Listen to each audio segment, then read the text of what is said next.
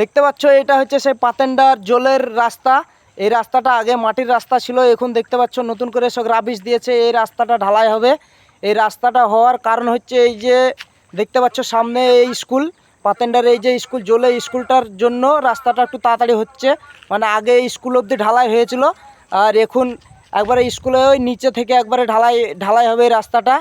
তা এই যে রাস্তাটা হয়ে অনেক মানুষের ভালো হবে। যেমন আগে ট্র্যাক্টর নিয়ে আসতে যে রাস্তাটায় ট্র্যাক্টরগুলো বসে যেত, মাঠে ধান নিয়ে যেতে অসুবিধা হতো, সে অসুবিধাটা হবে না। এই যে সাইকেল নিয়ে এখন ওই অবধি চলে যাওয়া হবে, মানে যারা মাঠে ভুঁই দেখতে যাবে, যারা ঘাস কাটতে যাবে, সেটাও সুবিধা হবে। আর এই যে স্কুল দেখতে পাচ্ছ, এই স্কুলে অনেক দূর দূর থেকে লোক আসে। যেমন ধরো এইদিকে আসে মহলন্দি থেকে আসে, এদিক থেকে এদিকে কর্ণ সুবর্ণ, এদিকে ভবানীপুর, এদিকে অনেক দূর দূর থেকে লোক আসে। তা এই যে রাস্তাটা হয়ে অনেক ভালো হয়েছে।